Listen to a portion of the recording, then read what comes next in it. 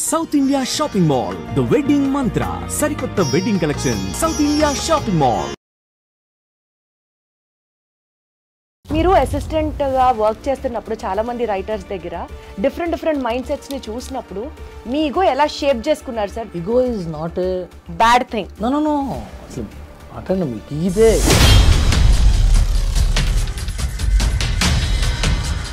మీరు ఒక ఐడియాలజీతో మీ కాన్సెప్ట్ని ముందుకు పెట్టినప్పుడు through the vision of the డైరెక్టర్లో భాగంగా మీరు చెప్పాలనుకున్నది చెప్పలేని సందర్భము ఏ సినిమా దగ్గరైనా ఎదురైందా? ఇప్పుడు సంచలనం కోసం నేను పేర్లు ఊర్లు చెప్పచ్చు, కానీ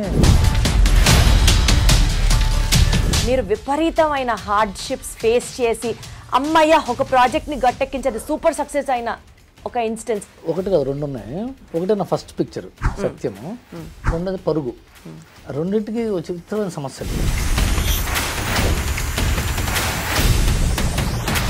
హాయిగా ఒక ఏసీ రూమ్లో కూర్చొని చేతిలో కాఫీ తాగుతూ ఈ సినిమాకి నేను ఇచ్చే రేటింగ్ అని ఇస్తారు చూడండి, నాకు అసలు ఎంత కోపం వస్తుందంటే. వాళ్ళకి అదే కదా ఆధారం, జీవనాధారం. మీరు ఎప్పుడన్నా ఒక స్క్రిప్ట్ ప్రిపేర్ చేసి పలానా యాక్టర్ను ప్రొడ్యూసర్ను అప్రోచ్ అయినప్పుడు రిజెక్ట్ అయిన సందర్భాలు ఉన్నాయా? 100 రాస్తే 99 రిజెక్ట్ అవుతాయి. రిజెక్షన్ సీరియస్గా తీసుకుంటే సన్నాసులు.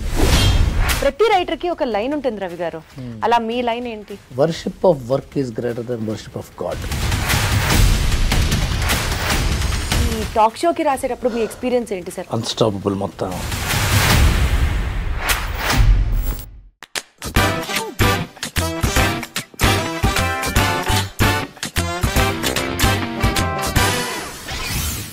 ఈరోజు నా ఇంటర్వ్యూ చాలా స్పెషల్గా ఉండబోతుంది. బికాజ్ ఫిల్మ్ ఇండస్ట్రీకి సంబంధించి యూజువల్గా ఒక డైరెక్టర్ని ఇండివిజువల్గానో, ఒక ప్రొడ్యూసర్ని ఇండివిజువల్గానో, ఒక యాక్టర్ని ఇండివిజువల్గానో ఇలా పరిచయం చేసుకుంటూ వెళ్తున్న ప్రాసెస్లో ఒక multifaceted personality who is a writer, who is a director, who is a producer, ఇన్ని టాలెంట్స్ ఉన్నటువంటి ఒక బహుముఖ ప్రజ్ఞాశాలితో మాట్లాడుతున్నాను అన్నది ఒక సైడ్ ఆఫ్ ది కాయిన్. అయితే the other side of the coin which makes me more dearer to that person is వారిది విజయవాడే, మాది విజయవాడే.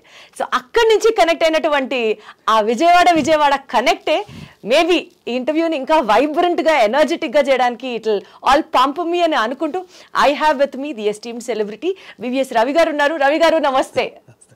మీరు బాగున్నారా? మన విజయవాడ బాగుందా? ఏంటి సంగతి? మీ తనాలే మా తనాలే, ఎగ్జాక్ట్లీ మాది బందర్లాగా, మీది బెజవాడే మాది బెజవాడే.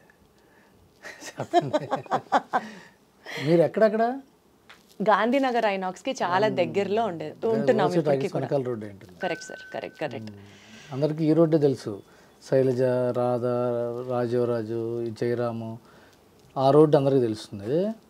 మీరు ఇటువైపు రోడ్డు ఏంటంటే నాకు తెలిసి కళ్యాణ్ చక్రవర్తి నుంచి స్ట్రైట్గా వెళ్తే అంతే సార్, అంతే ఎగ్జాక్ట్లీ. సామూర్తి రోడ్డుకి వంతెనకి ఇవతల సందు ఇల్లు.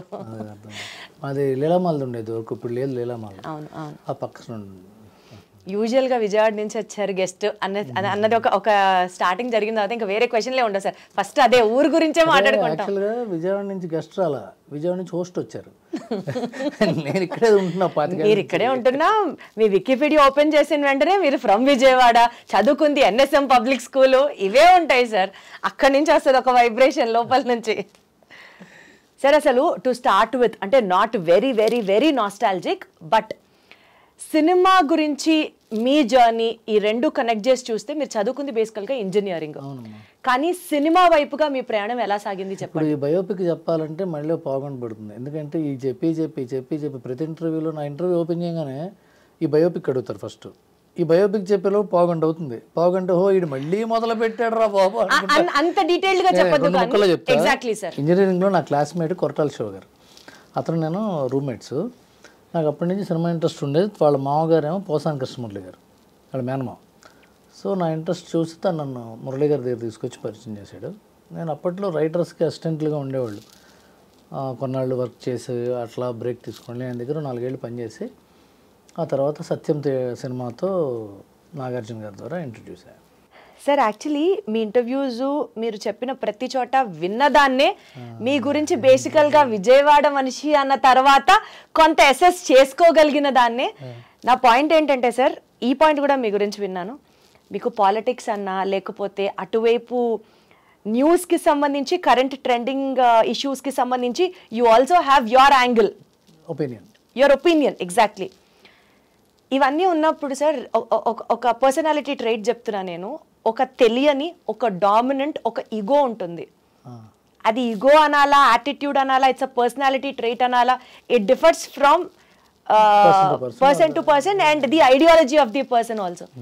మీరు అసిస్టెంట్గా వర్క్ చేస్తున్నప్పుడు చాలామంది రైటర్స్ దగ్గర డిఫరెంట్ మైండ్ సెట్స్ని చూసినప్పుడు మీ ఈగో ఎలా షేప్ చేసుకున్నారు sir? Because you are a kind of a person where మీకు సినిమా ఇష్టం, రోజు సినిమాలు చూస్తారు, లీలామహల్కి వెళ్ళి చూసేవారని కూడా మీరు చాలా ఇంటర్వ్యూలో చెప్పారు. As a person who would fit in to the industry మీ ఈగోని ఎట్లా షేప్ చేసుకున్నారు చెప్పండి. I will tell you one thing. Ego is not a bad thing. No అసలు మాట్లాడండి. మీకు ఇదే మీ ఇంటర్వ్యూలతో మీకేమో ఎక్కువ తెలుసు అనుకుంటారు, చెప్పేవాడు మాట వినరు, చెప్తుంటే మాది బెజవాడే మీది బెజవాడే అంటారు, పశ్చిమకాయ బజ్జీలు అంటారు, చెప్పరండి. ఓకేనా? ఇప్పుడు ఈగో అనేది ఎప్పుడు కూడా perspective. Objective is not ego. ఆబ్జెక్టివ్గా చూసేటప్పుడు అది సెల్ఫ్ కాన్ఫిడెన్స్ అవుతుంది, సెల్ఫ్ రెస్పెక్ట్ అవుతుంది, ఒక పర్స్పెక్టివ్ టువర్డ్స్ లైఫ్ అవుతుంది. ఈగో అనేది ఏంటి? పర్స్పెక్టివ్ అన్నమాట. ఇతను ఈగోయిస్టిక్ లేకపోతే ఇతను ఈగోలెస్ పర్సన్ అనేది బయట పాయింట్ ఆఫ్ వ్యూ షాట్. మనకి మనం పెట్టుకునే షాట్ ఏంటంటే ఆబ్జెక్టివిజం. నేను ఈ రకమైన జీవన శైలిని అవలంబించాలి, నాకు జీవితంలో ఇది కావాలి, ఇది కావడానికి నాకు ఇవి పాటించడానికి కరెక్ట్గా ఉన్నాయి. నా అనుభవాలు, నా ఎదురు దెబ్బలు, నా చిన్న విజయాలు, నా చుట్టుపక్కల వాళ్ళు ఇచ్చే నాలెడ్జ్, వాళ్ళ అనుభవాలు రంగరించి ఒక దారి వేసుకుంటాం. మనం ఒక దారి వేసుకుంటాం.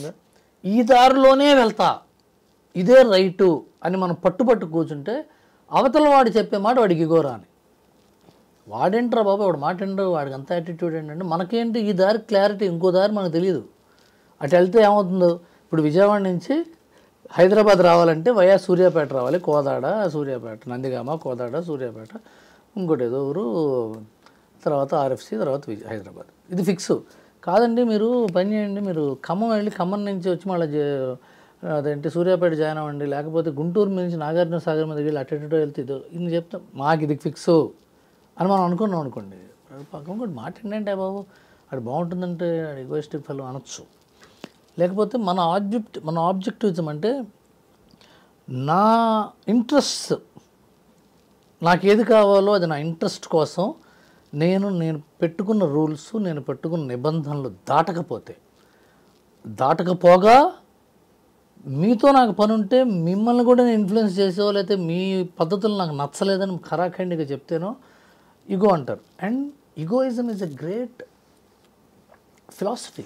ఆబ్జెక్టివిజం, ఈగోయిజం, ఎయిన్ ర్యాండ్ పెట్టిన ఫిలాసఫీ. ఈగో ఉండాలంటారు. ఈగో లేకపోతే అంటే ఏంటి? Self centredness, self interest. నాకు ఇది కావాలి, నేను ఇలాగే, నాకు ఇదే కరెక్టు. దీంట్లో నా ఉంది చూసారా, అదే ఈగో కదా. ఇప్పుడు ఆ నా అనేది ఫిజికాలిటీ లెవెల్లో లేదు, సైకలాజికల్ లెవెల్లో లేదు, ఫిలసాఫికల్ లెవెల్లో, స్పిరిచువల్ లెవెల్లో ఉందంటే రమణ మహర్షి చెప్పిందే, నేను ఎవరు అని తెలుసుకో అంటారు. అవును సార్. వెస్ట్రన్ ఫిలాసఫీలో ఏంటంటే నువ్వే గొప్ప అని తెలుసుకో అనేది ఏం అని చెప్పింది. సో నేను ఇప్పుడు ఇదంతా ఈ సొల్లంతా పక్కన పెడితే నేను పోసాని కృష్ణమురళి గారి దగ్గర పనిచేశాను. కరెక్ట్. తర్వాత రకరకాల సినిమాలకి రైటర్గా పనిచేశాను. తర్వాత ఏమవుతుందంటేనండి, మన ఇంట్రెస్ట్ని ప్రమోట్ చేయడం కోసం కొంత దూరం వెళ్తాం.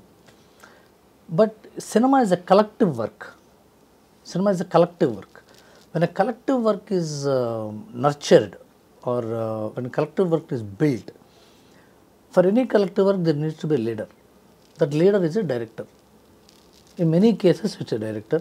In some cases it is the producer whose vision he wants to envision through this group of people. And hero, I want this kind of a film, and he can produce it, and he is the director who is the captain of the technicians. అలాంటప్పుడు ఒక రైటర్కి ఉండే అభిలాష చాలా పరిమితులు ఉంటాయి. ఆ పరిమితులకు లోనయ్యే అభిలాష తీర్చుకోవాల్సి ఉంటుంది. అలాంటప్పుడు ఇలాంటి కొన్ని సినిమాలు మనం పూర్తిగా పనిచేయలేకపోవచ్చు, కొన్ని సినిమాలు మనం పూర్తిగా మన కోరికల్ని, మన వ్యక్తిత్వాలని, మన అభిరుచుల్ని చెప్పలేకపోవచ్చు. అందుకనే ఈ సోషల్ మీడియాలోనో లేకపోతే ఇట్లా మీలాగటి కాస్త సెన్సిబుల్గా అడిగితే క్వశ్చన్లు చెప్పడం గాను ఇలా జరుగుతూ ఉంటుంది. లేకపోతే కాగితం మీద రాసుకోవడం, లేకపోతే పుస్తకాల్లో వచ్చేసుకోవడం, లేకపోతే 10 మందిని కూర్చోబెట్టి సొల్లు కబుర్లు చెప్తూ మనం దాంట్లో కీర్తి కండు తీర్చుకోవడం జరుగుతుంటాయి. అది. సో బేసికల్గా I mean did answer your question? You did answer, కానీ అది కొంచెం డీటెయిల్డ్గా లోపలికి ఎన్విసేజ్ చేద్దామని అనుకుంటున్నాను. సో మీరు ఒక ఐడియాలజీతో మీ కాన్సెప్ట్ని ముందుకు పెట్టినప్పుడు maybe envisioning it through the vision of the డైరెక్టర్లో భాగంగా దాన్ని కొంచెం సైడ్ ట్రాక్ అవ్వడము, లేదా మీరు చెప్పాలనుకున్నది చెప్పలేని సందర్భము ఏ సినిమా దగ్గరైనా ఎదురైందా? చాలా సినిమాలు ఎదురైందండి. ఒక్కోసారి కాంప్రమైజ్ అవుతాము, ఒక్కొక్కసారి will walk out of the project. For example మీరు అలా జరిగినవి మీ లైఫ్లో చెప్పినవి? జరిగినాయి. ఫర్ ఎగ్జాంపుల్ ఇందుకు అయిపోయిన గురించి కానీ చాలా పెద్ద పెద్ద సినిమాల్లోంచి నేను ఐ వాక్డ్ అవుట్. చాలా పెద్ద పెద్ద సినిమాల్లో కాంప్రమైజ్ వర్క్ చేసిన సందర్భాలు ఉన్నాయి. చిన్న సినిమాల్లో ఒక్కోసారి ఏమవుతుందంటే చిన్న సినిమాల్లో పనిచేసేటప్పుడు రైటర్కి ఎక్కువ వాయిస్ ఉంటుంది. ఎందుకంటే మిగతా పార్టిసిపెంట్స్ ఇన్ ద ఫిలిం కూడా చిన్నవాళ్ళు అవుతారు కదా, అప్పుడు ఈక్వల్ వాళ్ళు అవుతారు. అప్పుడు we can be more vocal about our exactly about your opinions. పెద్ద సినిమాలకి వెళ్ళేటప్పుడు ఏమవుతుందంటే lot of other equations and factors ఉంటాయి. When we have those many factors మనం we need to compromise or just walk out of the situation. ఇది ఉన్నాయి, చాలా ఉన్నాయి. చెప్పకూడదనా లేకపోతే మళ్ళీ ఎందుకు వాటి గురించి? అయితే సినిమా వాళ్ళ ఓపెనింగ్ అంటే నిన్న రాత్రితో డైలాగ్ వర్షన్ రాసి డైలాగ్ వర్షన్ మీద ఒక ఉత్తరం కూడా రాశారు. ఈ సినిమా కథ జరుగుతున్న విధానం నాకు ఎందుకో నచ్చలేదు, నాది తప్పవ్వాలని కోరుకుంటున్నాను, ఈ సినిమా విజయం సాధించాలని కోరుకుంటున్నాను, నేను నా తప్పవ్వాలని కోరుకుంటూ ఈ సినిమా నుంచి నేను నిష్క్రమిస్తున్నాను అని పుస్తకం పెట్టి సినిమా రేపు ఓపెనింగ్ నేను వస్తాను కొబ్బరికాయ కొట్టి నేను కూడా అందరితో పాటు నుంచుంటాను అనుకున్నాను. కానీ నేను పంపించిన ఫైల్ ఉంది కానీ నేను లేను అక్కడ, నేను చేయనని చెప్పి వచ్చేసాను. మరి ఆ సినిమా పెద్ద ఆ సినిమా అది. బట్ నేను ఆ టైంలో నాకు ఆత్మసంతృప్తి ఉంటుంది కదా, ఎస్ ఐఎమ్ రైట్ అని. ఒక్కోసారి అసలు ఆడదరే సినిమా అనుకున్న సినిమా హిట్ అయిన సందర్భాలు కూడా ఉన్నాయి. అంటే అన్నీ ఇప్పుడు తప్పు ఉంటే రైట్ ఉంటే where human, to error is human. నేను ఎర్రర్ చేస్తుంటాను, బట్ ఇట్ ఈస్ ఫన్. ఇది వెళ్తుంటే ఇప్పుడు ఏం వెనక్కి తిరిగి చూసుకుంటే జరిగే ప్రతి విషయం నవ్వుతూ గుర్తు తెచ్చుకుంటే బాగుంటుంది. కానీ ఎందుకంటే అయిపోయింది కదా, అయిపోయిందని మళ్ళీ చూసి ఆ రోజులు అలా చేయాలి కొంచెం ఉపయోగం లేదు. అది అంతే కదా. నేను చాలాసార్లు ఇంత ఫూలిష్గా ఎలా చేశాను రా బాబు. ఏం చేశారండి అంటే అంత బ్రాడర్ పర్స్పెక్టివ్ లో కాకుండా I just wanted to know more. చాలా తప్పులు చేశా. ఎగ్జాంపుల్ ఇప్పుడు నేను అన్నారు కదా ఈగో అని, మనకి తెలిసి తెలియకుండా మనదే రైటు మనదే కరెక్ట్ అని చెప్పి ఆర్గ్యూ చేసి చివరికి వాళ్ళతో గొడవపడి ఆ తర్వాత ఇంటికి వచ్చాక అనవసరంగా అన్నానేమో అనుకునే సందర్భాలు. ఆ సినిమా ఆ తర్వాత ఫ్లాప్ అయితే వాళ్ళకి ఇంకా కోపం, ఏంటి ఇప్పుడు వాడు చెప్పింది రైట్ అనుకుంటున్నాడు వీడు అనుకోవచ్చు కదా. ఆడింది అనుకోండి, ఆడు చెప్పింది వినకపోవడం వల్ల మంచిదైంది, మళ్ళీ పిలవద్దరు బాబు వాడు చెప్తే ఫ్లాప్ అవుతుందని కూడా అనుకోవచ్చు కదా. ఇవన్నీ జరుగుతాయి. Period of 28-27 years lot of things happen. ఇప్పుడు సంచలనం కోసం నేను పేర్లు ఊర్లు చెప్పచ్చు, కానీ ఇట్ ఈజ్ నాట్ డీసెంట్. అదేనండి రైటర్లతో పెట్టుకోలేం, అర్థం అవుతుంది ఒక్కొక్క మాట. Yeah I totally agree with you and understand the sensitivity of the situation as well. I am very happy that you asked this. Yeah చూసారా సార్, అనవసరంగా నా ఈగో నా క్వశ్చన్ మీరు చేసేబడ్డారు. చాలా I am really happy with this. Thank you so much sir. Moving ahead sir, ఇందాక మీరు అన్నట్టు cinema is a collective work, it's a team work. ఎవరో ఒకళ్ళు బాగా చేస్తే కాదు, అందరూ బాగా చేస్తేనే, అన్నీ అలైన్ అయితేనే ఆ ప్రాజెక్టు సూపర్ సక్సెస్ అవుతుంది. ఇందులో మీరు 100కి 100% పెట్టినా అవతల వాళ్ళ వైపు నుంచి రాకపోతే it would be a disaster. లేదు వేరే వాళ్ళు సరిగ్గా చేయకుండా మీరొక్కరే చేశారు అని అన్నా it will not bring out any good thing. ఈ ప్రాసెస్లో మీరు విపరీతమైన హార్డ్షిప్స్ ఫేస్ చేసి అమ్మయ్య ఒక ప్రాజెక్ట్ని గట్టెక్కించేది సూపర్ సక్సెస్ అయిన ఒక ఇన్స్టెన్స్? ఒకటి కాదు, 2 ఉన్నాయి. ఒకటి నా ఫస్ట్ పిక్చర్ సత్యము సుమంత్ది, రెండోది పరుగు బన్నీ గారిది. రెండింటికి చిత్రమైన సమస్యలు, ఒకటి పర్సనల్ సమస్యలు, ఒకటేమో సినిమా సమస్యలు. సత్యం టైంలో ఏమైందంటే యాక్చువల్గా మేము ఇంకో కథ చెప్పాం. నేను శ్రీహర్ నాను అని నా ఫ్రెండ్, నా రూమ్మేటు, తన తర్వాత సత్యభామంత్ సినిమా చేశాడు. భరత్ అని నేను సినిమా రైటర్, తను డైరెక్టర్గా నేనేమో రైటర్గా వెళ్తే మేము చెప్పిన 2 ఏళ్ళు తిరిగిన తర్వాత ఆ కథ వద్దన్నారు, ఈ సినిమా వద్దండి అన్నారు. 2 years తిరిగిన తర్వాత అసలు అంటే ఏమైంది, వాళ్ళ తప్పు కాదు. ముందు సుప్రియ గారు విన్నారు, ఆవిడకి బాగా నచ్చింది. ఆ తర్వాత సుమంత్ గారు వింటే ఆయన కూడా బాగా నచ్చింది. ఆ తర్వాత నాగార్జున గారు విన్న తర్వాత ఇది సుమంత్కి సూట్ అవుతుంది అన్నారు. And they right, they were actually right. మేము చిన్నపిల్లలం కదా, నాగార్జున గారు అంత పెద్ద మనిషి నో అన్నాడంటే మా చాలా ఇది అయిపోయిన తర్వాత అప్పుడే సూర్యకిరణ్ పరిచయం అయ్యాడు వాళ్ళకి. అప్పుడే వేరే పని మీద వచ్చాడు తను, సత్యం డైరెక్టర్. నాగార్జున గారు చూసి ఇతన్ని పెట్టుకుని రైటర్గా ఇంకో కథ రాయవాను అన్నారు. అంటే పోయింది అవకాశం అనుకున్న 9 నిమిషాల్లో ఇంకో అవకాశం వచ్చింది. 10 నిమిషాలు కూడా కాదు. ఓకే నేను లేదా వెళ్ళిపో అన్నారు. బయటకు వచ్చాడు. అదేమో సూర్యకిరణ్ ఉన్నాడు, ఈ రైటర్ని పెట్టుకో ఇతను బాగానే చెప్తున్నాడు అన్నారు Nagarjuna garu. And Supriya use to like me lot. అంటే we are all one age group and I was enthusiastic. She was new with the studio and she's now doing great. And Sumantha Garu is very close, my first heroine. And they were also happy that I'm on board. So start చేసాం సత్యం. ఆ సత్యం జరుగుతున్న టైంలో మన్మధుడు start అయింది. So అందరి focus దాని మీద ఉంటుంది. మేము ఇట్లా మొహాలేసు, మేము కొత్త డైరెక్టరు, కొత్త రైటరు, హీరోనేమో ఇంకా అప్పటికి సక్సెస్ రాలేదు సుమంత్ గారికి. కరెక్ట్గా అదే టైంలో నాకు పెళ్ళి మా మేనమా కూతురుతో. అప్పటికి ఇంకా పెళ్ళి మా ఇంట్లో వాళ్ళు ఇంటూ పెద్ద ఒప్పుకోవాలి. వీడు ఇంకా సినిమాల్లో ఉన్నాడు, వీడు ఏం చేస్తాడో సాధిస్తాడో లేదు తెలియదు. మేమిద్దరం పెళ్లి చేసుకుందాం అనుకున్నాం. సో నేను చాలా కన్ఫ్యూజన్లో ఉండేవాడిని, చాలా టెన్షన్గా ఉండే. సడన్గా అప్పుడు ఏమైందంటే సత్య టైంలో షూటింగ్ స్టార్ట్ అన్నారు. పెళ్లి చేసుకుని షూటింగ్ స్టార్ట్ చేసినప్పుడు ఇంక 24 గంటలు షూటింగ్ దగ్గర ఉండాలి కదా. రాత్రి పగళ్ళు మా వైఫ్ ప్రెగ్నెంట్, ఒక్కతే ఉండేది ఇంట్లో. నేను 24 గంటలు షూటింగ్కి వెళ్ళి రావటం, రీరైట్ చేయటం, మళ్ళీ వెళ్ళడం, రావటం, షూటింగ్ టెన్షన్స్, డెలివరీ టెన్షన్స్. సినిమానేమో పూర్తి అయిపోయింది. నా ఫస్ట్ పిక్చర్ నేనేమో షూటింగ్ రిలీజ్ రోజున హైదరాబాద్లో ఉండాలని. మా వైఫ్ 9th month, తన్ని రాజమండ్రి కాకినాడలో దింపేసి వచ్చి నేను చాలా టెన్షన్ పడ్డాం ఎడిటింగ్. ఆ తర్వాత ఏమైంది, నేను డెలివరీకి వెళ్ళాలి. నాగార్జున గారి సినిమా చూసి ఒక 10 సీన్లు రీషూట్ చేయమన్నారు. 10 సీన్లు రీషూట్ చేయాలి. నేనేమో కాకినాడ వెళ్ళాలి. రాత్రి 9:30కి చెప్పారు ఇది ఎల్లుండే షూటింగ్ స్టార్ట్ చేయాలన్నారు. నేను రాత్రి అంతా కూర్చొని, సత్యం రాజేష్ ఉన్నాడు కదా, ఫస్ట్ పిక్చర్, తను నేను పక్కన కూర్చొని తన సీన్లో 3 ఉన్నాయి దాంట్లో. రాజేష్ అన్నాడు నువ్వేం టెన్షన్ పడకన్నా, నువ్వు ఉండు, నేను పక్కన కూర్చుంటా అని చెప్పి తను నా పక్కనే కూర్చున్నాడు. నేను రాత్రి 3ంటికో 4ంటికో రాసి పొద్దున్న 8ంటికి నాగార్జున గారు వస్తే ఆయనకి రీడింగ్ ఇచ్చి, తమిళ్ డైరెక్టర్ తనకు తెలుగు కొద్దిగా మాట్లాడటం వచ్చు కానీ పెద్ద రాదు సూర్యకిరణ్కి. ఎందుకు తను జడ్జి చేయలేడు కదా, పంచశేఖర్ జడ్జి చేయలేదు కానీ కథా సంబంధించిన విషయాలు అవి. చివరికి అది ఓకే చేసామండి. అది రిలీజ్ అయిన రోజున యూ హ్యావ్ టు ఫీల్ మీ, చాలా ఆనందపడ్డా. నాకు కళ్ళంబడి బొటబొట నీళ్ళు వచ్చేసింది. ఎందుకంటే ఎంతో కష్టపడి, నాకు చాలా ఇష్టం నాగార్జున గారు, మా నాన్నగారు నాగేశ్వరరావు గారి ఫ్యాన్. అదే కంపెనీలో నేను రైటర్ అవ్వటం అనేది it is thrilling moment for మీ.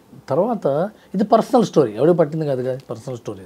నేను నాకు ఏవైతే ఏంటి కట్ చేస్తే పరుగు సినిమా భాస్కర్ బొమ్మరిల తర్వాత సినిమా, అది అల్లు అర్జున్ సినిమా, పెద్ద సినిమా. అది వర్క్ చేస్తుంటే నాకు భాస్కర్కి రోజు గొడవలే. నాకు నేను ఎట్లానేవాడిని, ఇద్దరం ఒకటే ఏజ్ గ్రూపు, కుర్రాళ్ళం. తను అటనేవాడు, తను ఇటనేవాడు. ఇప్పుడు తను బొమ్మరిల్ డైరెక్టరు, సో తన వాల్యూకే ఎక్కువ ఉండేది. నేనేమో కాదు కూడదని ఇట్లా గొడవ. మా ఇద్దరికి పాపం ఆనందరంగా పంచాయతీ తీర్చేవాడు. ప్రతిరోజు గొడవే, ఇలా రాయాలి, అలా రాయాలి, ఇలా రాయాలి. But he loves me not as a person. నాకు ఇప్పటికీ ఫ్రెండ్, నేను చెప్తున్నాను, ఎందుకు తను చూసి కూడా నవ్వుకుంటాడు చూస్తే. చివరికి అది సినిమా జనవరిలో రిలీజ్ అవ్వాల్సింది పోస్ట్ పోనీ మేకు వచ్చిదిగో ఈ ప్రాబ్లమ్స్ వల్ల. ఆ సినిమా షూటింగ్ అండి కొడైకెనాల్లో. ఆ కొడైకెనాల్ ఏంటంటే షూటింగ్ ఎలా చేయాలంటే మిస్ట్ వస్తూ ఉంటుంది. ఆ మిస్ట్లో హీరోయిన్ చూడాలి. హీరో ఆ మిస్ట్ మన చేతుల్లో లేదు కదా, అది నేచర్, అది అలా వచ్చి వెళ్ళిపోతూ ఉంటుంది. అది దాన్ని ఆపి కాసేపు అనలేం కదా. అది మొత్తం వస్తే మనిషి కనపడ్డు. అది వెళ్తున్నప్పుడు వస్తున్నప్పుడు తీయాలి. అది రోజుకు 4 షాట్లు దిగలేం అంతేగా.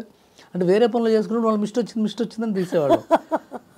అదేంటది 200 మీటర్లు దిగి మళ్ళీ 200 మీటర్లు ఎక్కాలి కొండ. అది ఆక్సిజన్ తక్కువ ఉండేది. పైగా అదేంటి సమ్మర్లో కొడైకెనాల్ బ్రహ్మాండంగా ఉంటుంది. అది ఆగస్ట్, సెప్టెంబర్, అక్టోబర్లో చేశారు. అక్కడ చలి, చాలా హార్డ్షిప్స్ ఫేస్ చేసిన తర్వాత నాకు కరెక్ట్ December 31st నాడు హార్ట్ అటాక్ వచ్చింది. ఆ పరుగు సినిమా జరుగుతున్నప్పుడు December 31st వచ్చి January 1st నాడు నాకు ఏదో ట్రీట్మెంట్ చేశారు. మళ్ళీ Jan 7th నుంచి నేను వాజ్ ఇన్ ద షూట్. 6 daysలో రికవర్ అయిపోయారు. వాళ్ళు ఫటాక్ నేను 4th ఇంటికి వచ్చా. 4th 4 రోజులు ఉంచుతారు హాస్పిటల్లో. 4th ఇంటికి వచ్చా, 7th మళ్ళీ షూటింగ్ వెళ్ళిపోయారు. పాపము అదే టైంకి భాస్కర్ వాళ్ళ మదర్ చనిపోయారు. నాకు ఇలా జరిగింది, తనకు ఇలా జరిగింది. But he also came back immediately in 4 days. అప్పుడు కష్టపడి చివరి దాకా డబ్బింగ్లో, ఎడిటింగ్లో, పబ్లిసిటీలో కాపీ అలా వెళ్ళి ప్రసాద్ మల్టీప్లెక్స్లో షో వేశారండి. We understood that film is a super hit. స్లోగా స్టార్ట్ అవుతుంది సినిమా. చివరికి వచ్చేటప్పుడు నేను చూస్తుంటే జనం ఏడుస్తున్నారు. ఆ రోజున నేను మౌనంగా నాలో నేను ఏడ్చా, బా ఎంత బాగుందని. ఆ తర్వాత నాకు కూతురు పుట్టింది. అది కూతురు మీద సినిమా. అది అవును, నేను మా అమ్మాయికి చూపించా. మొన్న 60 దానికి 15 years వచ్చినప్పుడు దానికి చూపించా. నేను దాన్ని ఊహించుకుని రాశా. ఇలా నాకు కూతురు ఉంటే నేను ఎలా ఆలోచిస్తాను, దాని గురించి నేను ఎంత ప్రేమిస్తాను అని. And I'm really happy. అదొక సినిమా నా లైఫ్లో షేక్ చేసిన సినిమా. Very happy sir. యాక్చువల్గా ఈ సందర్భం వచ్చింది కాబట్టి మాట్లాడుతున్నాను. సినిమా ఇండస్ట్రీలో సార్ ఒక్కొక్కళ్ళకి ఒక సినిమా జరిగేటప్పుడు చాలా స్టోరీస్ ఉంటాయి పర్సనల్గా. ఇలాంటి హార్డ్షిప్స్ ఫేస్ చేస్తూనే ఉంటారు. అది చిన్నదా పెద్దదా అని లెక్కేయడానికి కాదు, బట్ స్టిల్ ఇన్ని హార్డ్షిప్స్ ఫేస్ చేసి ఒక సినిమా తీసిన తర్వాత హాయిగా ఒక ఏసీ రూమ్లో కూర్చొని చేతిలో కాఫీ తాగుతూ ఈ సినిమాకి నేను ఇచ్చే రేటింగ్ అని ఇస్తారు చూడండి. నాకు అసలు ఎంత కోపం వస్తుందంటే, ఎంత కష్టం లేకపోతే ఆ సినిమా, ఒక్కొక్కడి హార్డ్ వర్క్ ఎంత లేకపోతే ఆ సినిమా తీస్తారు. Who are you to decide the fate of the movie అని పర్సనల్గా నాకు అనిపిస్తుంది. ఇప్పుడు I have a different view on it. Cinema మీద రేటింగ్ ఉంటుంది కదండి. సినిమా మీద రేటింగ్ కాదు, ప్రపంచంలో ఎవ్రీ ప్రోడక్ట్ మీద రేటింగ్ ఉంటుంది. సబ్బుల మీద రేటింగ్ ఉంటుంది, కార్ల మీద రేటింగ్ ఉంటుంది, పెన్సిల్స్ మీద రేటింగ్ ఉంటుంది, పెన్నుల మీద ఉంటుంది, షూ మీద రేటింగ్ ఉంటుంది, డాక్టర్స్ చేసే వైద్యం మీద రేటింగ్ ఉంటుంది, ప్రతి దాని మీద రేటింగ్ ఉంటుంది. ఆర్ట్ మీద rating. Michelangelo painting art చేస్తే ఆర్ట్ ఎగ్జిబిషన్లో వెళ్ళి క్రిటిక్స్ ఉంటారు, గీత బాగాలేదంటారు. You can't say anything because they are part of the society. ఈ పార్ట్ ఆఫ్ ద సొసైటీ ఉన్నప్పుడు మనం ఆ రేటింగ్ని, ఆ విమర్శని తీసుకోవాలి. వేరే ఆప్షన్ లేదు. ఇప్పుడు మీ ఇంటర్వ్యూలకు రేటింగ్లు పెట్టట్లేదు, కానీ ఇంటర్వ్యూలకు కూడా రేటింగ్ పెట్టచ్చు యాక్చువల్గా. ఎస్, దీప్తి గారి ఇంటర్వ్యూ బెటరా, XYZ ఇంటర్వ్యూ బెటరా, వేరే వాళ్ళ ఇంటర్వ్యూ బెటరా, ఐ డ్రీమ్లో ఉన్నప్పుడు బాగా చేసింది ఆవిడ, ఇంకో కంపెనీలో బాగా చేసింది, ఏదో చెప్పచ్చు. ఏం చేయలేము, అది వాళ్ళ హక్కు, వాళ్ళ జీవన విధానం అది, లేకపోతే జీవన భృతి కూడా అది, వాళ్ళకి అదే కదా ఆధారం, జీవనాధారం. సో క్రిటిక్స్ని సీరియస్గా తీసుకోవాలా లేకపోతే వాళ్ళు పట్టించుకోకర్లేదా అనేది కూడా personal choice. But when it is affecting a business, అది సీరియస్గా తీసుకోవాల్సి వస్తుంది. ఇవాళ స్టోరీ డిస్కషన్స్లో కానీ, ఇవాళ పబ్లిసిటీ డిజైన్స్లో కానీ, లేకపోతే మేకింగ్ సైడ్లో కానీ, రేపొద్దున trollers is different story, will discuss later. రేపొద్దున రేటింగ్ ఇచ్చేటప్పుడు ఇలా ఇస్తారు, రేపొద్దున వాళ్ళ సైట్లో ఆర్టికల్ రాసేటప్పుడు దీని మీద క్వశ్చన్ చేస్తారు, లేకపోతే రేపొద్దున ఫస్ట్ మార్నింగ్ షోకి వెళ్ళిన తర్వాత ఇలాంటి అబ్జెక్షన్స్ రావచ్చు అని ఒళ్ళు దగ్గర పెట్టుకునో, భయపడుతూనో, కంగారు పడుతూనో, అతి జాగ్రత్త తీసుకుంటూనో, జాగ్రత్త పడుతూ సినిమాలు తీస్తున్నాయి. ఒక్కోసారి అవి ఎక్కువ తప్పును కూడా చేస్తున్నాయి. ఎందుకంటే ఆర్గానిక్గా కథ చెప్పే పరిస్థితి పోయి ఈ కామెంటరీ ఇట్లా ఉంటుంది, ఇలాంటి కామెంటరీ ఇలా ఉంటుంది కాబట్టి ఇలా చేద్దాం అని ఒకసారి తప్పు కూడా జరుగుతుంది, ఒకసారి మంచి కూడా జరుగుతుంది. అదే సార్, కన్స్ట్రక్టివ్గా వెళ్ళినంత కాలం దానివల్ల నష్టం లేదు. అంటే నాకు అంటే it's a platform. When a film is made, a story is return, a cameraman shoots the film, ఒక మ్యూజిక్ డైరెక్టర్ దానికి మ్యూజిక్ చేస్తాడు, ఒక ఎడిటర్ దానికి ఎడిట్ చేస్తాడు, ఫైనల్గా ఏంద్ర సినిమా వస్తుంది. వీటన్నిటికీ డైరెక్టరే మూల కారణం, అంటే డెసిషన్ మేకర్. ఒక్కోసారి ప్రొడ్యూసరు, ఒక్కోసారి హీరో, లేకపోతే ముగ్గురు, లేకపోతే డైరెక్టర్ టీంలో ఎవరో పెద్ద మనుషులు. ఇది రాసేవాళ్ళు, ఆర్టికల్స్ రాసేవాళ్ళు ఎడిటింగ్ బాగాలేదంటారు. ఎడిటింగ్ బాగాలేదనేది ఇంపాసిబుల్ చెప్పటం. ఎడిటింగ్ బాగాలేదని చెప్పటం, ఎడిటర్ పనితనం బాగాలేదంటారు. పాపం ఎడిటర్ ఎంత బాధపడతాడంటే, ఎడిటర్ పనితనం ఎందుకు బాగోలేదు, డైరెక్టర్స్ కాల్. ఎడిట్ ఎలా ఉండాలి, డైరెక్టర్స్ కాల్. ఎడిట్ ఎలా ఉండాలో, ప్రొడ్యూసర్స్ కాల్. ఎడిటర్ కాల్ కాదు అది. ఎడిటర్ చాలా గట్టిగా చెప్తాడు, ఇది కరెక్ట్ కాదండి, ఇది బాగోలేదండి, ఇలాగే చేద్దాం. నువ్వు ఎంత చెప్పినా డైలాగులు బాగాలేదంటారు. డైలాగులు ఓకే చేసేది ఎవరు? డైరెక్టర్ కదా. ఒకసారి హీరోకి ఈ డైలాగ్ కంఫర్టబుల్ లేకపోతే హీరోయిన్ బొంబాయి అమ్మాయి లేకపోతే ప్రకాష్ రాజుల గారు పెద్ద మనిషి వచ్చి ఆయన మహానుభావుడు విద్వత్తు ఉన్న వ్యక్తి ఆయన, రే ఇలా కాదురా ఇంకోటి రా చేద్దాం అంటాడు, మనం అప్లైజ్ చేస్తాం. అది వచ్చిన తర్వాత ఇలా లేదు ఇది బాగాలేదంటే డైలాగులు బాగలేదు, ఆ ఇంట్రికసీస్కి వెళ్ళినప్పుడు ఇబ్బందిగా ఉంటుంది. ఎందుకంటే అది కాదని తెలిసిపోతుంది. అది మీరు సినిమాగా ఒక సినిమాని ఒక సమూలమైన పద్ధతి మీరు కామెంట్ చేస్తే ఇట్స్ ఫైన్, సినిమా బాగాలేదు బాగుంది లేకపోతే స్లోగా ఉంది, ఎడిటింగ్ బాగాలేదు వేరు, స్లోగా ఉండడం వేరు. యాక్చువల్గా స్లోగా is a call taken by director to tell the story like that. So ఒకసారి నేను ఒక సినిమా చేశాను, సెకండ్ హ్యాండ్ అయిన సినిమా నేను ప్రొడ్యూస్ చేశాను, కిషోర్ తిరుమల డైరెక్టర్గా. ఆ సినిమా చేసినప్పుడు మా హార్డ్ డిస్క్ పగిలిపోయి ఎడిట్ రూమ్లో ఉన్న చాలా లో క్వాలిటీ ఫుటేజ్ని సినిమాగా వదిలేసాం. సెకండ్ హాఫ్ అంతా, ఫస్ట్ హాఫ్ ఏమో 1 HDలో ఉండదు అప్పుడు పాత కెమెరాలు, ఇదేమో 720 MP. ఎవరు రాసేది తెలుసా, అతను ఇప్పుడు లేడు పాపం, చనిపోయారు ఆయన, క్రిటిక్. సెకండ్ హాఫ్ ఫోటోగ్రఫీ చాలా బాగుంది, ఫస్ట్ హాఫ్ బాగాలేదన్నాడు. Second half cheap quality. So that is the knowledge that these critics have on. That's what I meant, sir. Exactly. So on a whole మీరు సినిమా గురించి రాస్తే ఇట్స్ ఫైన్. ఆ ముక్కలుగా లోపలికి వెళ్తే వాళ్ళు తెలియనితనం కూడా అప్పుడప్పుడు తెలుస్తుంది. 100% I agree, sir. తెలుస్తుంది, మాకు తెలుస్తుంది, అంటే టెక్నీషియన్స్కి తెలుస్తుంది, ప్రజలకి అది నిజం అనుకోవచ్చు కూడా. సార్ ఇప్పుడు సింగర్స్ మాట్లాడుతున్నప్పుడు చాలా సందర్భాలలో వాళ్ళు పాడిన ఆడియో ట్రాక్స్ సినిమాల్లో వాళ్ళ పేర్లు ఉండవు, ఇంకొకళ్ళ పేర్లు ఉంటాయి, జస్ట్ ఫర్ అడ్వర్టైజింగ్ స్కిల్స్ అని దీనికోసం చెప్తూ ఉంటారు. అట్లా స్టోరీ రాసే విషయంలో కూడా మీరు కూడా ఎదురవుతాయి అట్లాంటి సందర్భాలు? ఇది ఏమవుతుంటారండి, story comes from one single thought. Okay, ఒకటే థాట్ మీద ఒక లైన్, ఒక సింగిల్ సెంటెన్స్ నుంచి కథ మొదలవుతుంది. ఆ తర్వాత సీన్లు కొన్ని వస్తాయి.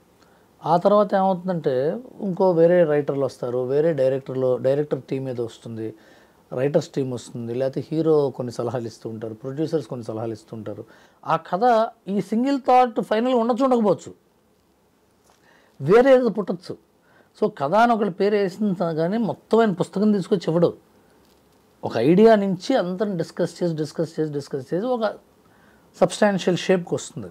బట్ ఒక 70% కాంట్రిబ్యూషన్ ఒక రైటర్ నుంచి ఉంటే ఆ రైటర్ ని మార్చేసి వేరే రైటర్ పేరు వేసిన ఉంటాయి, అలాంటి సందర్భాలు ఎదురయ్యాయి. 70% ఉన్నప్పుడు ఆ రైటర్ పేరు వేయకపోవడానికి తక్కువ ఛాన్సెస్ ఉంటాయి. ఒక్కోసారి ఆ మిగతా 30% కాంట్రిబ్యూట్ చేసిన డైరెక్టర్ అయితే ఇద్దరు పేర్లు వేసుకుంటారు, లేకపోతే మిగతా 30% కాంట్రిబ్యూట్ చేసిన వేరే సిమిలర్ స్థాయి రైటర్ అయితే అతని పేరు కూడా వేస్తారు, లేకపోతే స్క్రీన్ ప్లే వేరే వాళ్ళ పేర్లు వేసి మూల కథనో డైరెక్టర్నో అంటే ఉంటాయండి. ఒక్కోసారి that is not the standard. ఇప్పుడు హైదరాబాద్ ట్రాఫిక్ అద్భుతంగా ఉంది, బస్సు కింద ఆటో పడి చచ్చిపోయారంటే అది స్టాండర్డ్ కాదు కదా. అప్పుడప్పుడు జరుగుతుంటారు స్ట్రే ఇన్సిడెంట్స్, దాన్ని ఇండస్ట్రీలో పెద్ద మనుషులు పంచాయతీ చేసి రైటర్స్ యూనియన్లో ఏదో చెప్పి లేకపోతే ఆ డైరెక్టరే పిలిచి కరెక్ట్ కాదని చిన్న జరుగుతాయి. మన ఆఫీసులు, ఇప్పుడు మీ ఆఫీసులో రాజకీయాలు ఉంటాయి డెఫినెట్గా, ఐటెంలో ఉండవా రాజకీయాలు ఉంటాయి కదా, ఏదో దాన్ని ఎలా సర్దుకుని పంచాయతీ చేస్తారు. అదే ఈయనకి కూడా ఉంటాయి రాజకీయాలు, నా బొమ్మ బాగుంది ఈయన బొమ్మ బాగుందని ఆయన అంటుంటారు. జరుగుతుంటాయి అంతే, ఎలా జరుగుతుంది. సో బేసికల్గా మీరు ఇండస్ట్రీలోకి వచ్చిన తర్వాత సత్యం తర్వాత ఒక హై చూశారు, ఒక హై కాదు ఆ లెక్కన మాట్లాడితే చాలా బ్లాక్ బస్టర్సే చూశారు, మెనీ ఫిల్మ్స్, ఆల్మోస్ట్ పెద్ద ఫిల్మ్స్కి మీరు వర్క్ చేశారు, హైస్ చూశారు. So what was that first depressing moment అండి? ఎందుకంటే హై చూసినప్పుడు డెఫినెట్లీ లోస్ కూడా చూడడం is a part of life. నా most depressing moment thank you flop అవడం. నేను డిప్రెషన్ వ్యక్తపరచలేదు, అమ్మా అని అడవలేదు, డిసప్పాయింటెడ్. నాకు పెద్ద డిప్రెషన్ ఉండదండి యాజ్ అ పర్సన్, నాకు హ్యూమన్ బీయింగ్, నేను యాజ్ బీవీఎస్ రవి నేను పెద్ద డిప్రెస్ అవును దేని గురించి. What is your life theory sir? ప్రతి అయిపోయింది చెప్తా. అయితే నేను సినిమా బాగా దగ్గరగా కృతజ్ఞత మీద కథ రాసుకున్నాను, గ్రాటిట్యూడ్ మీద కథ. అది థ్యాంక్ యూ అనేది మనం ఎంత ఎదిగినా సరే మన ఎదుగుదలకి కారణమైన వాళ్ళని మనం మర్చిపోతేనే మనం సెల్ఫ్ మేడ్ అని చెప్పుకుంటాం. వన్ ఆఫ్ ద ఇప్పుడు ఎవరన్నా నేను సెల్ఫ్ మేడ్ పర్సన్ని, మన నోటి సెల్ఫ్ మేడ్ పర్సన్ అంటే వాడి ఎదుగుదలకు కారణమైన ఎంతోమంది వ్యక్తుల్ని పరిస్థితుల్ని వాడు మర్చిపోయినట్టు వాడి చుట్టుపక్కల వాడు గుర్తించినట్టు అని అర్థం. దాన్ని గుర్తించాలి అనేది ఒక హంబుల్ ఒపీనియన్తో కథ స్టార్ట్ అయింది. తర్వాత అది ఎన్నో ఒక నది సముద్రానికి వచ్చేదాకా ఎన్నో మెలికలు తిరిగినట్టుగా ఆ సినిమా కథ కూడా ఎన్నో మెలికలు తిరిగి చివరికి అలా స్థాయికి వచ్చింది. చైతన్య చాలా బాగా చేశాడు, విక్రమ్ చాలా బాగా చేశాడు. మిస్ అయింది ఫైర్. నేను అప్పుడు పిఠాపురంలో ఉన్నా, సర్వం శక్తిమయమని నా వెబ్ సిరీస్ షూట్ చేసుకుంటూ అక్కడ ఉన్నాం. నేను సినిమాను ఫ్లాప్ అయిందని తెలుసు, ముందు రోజు రాత్రి తెలిసింది. నేను ఒక్కరోజు 1 గంట బాధపడ్డాను.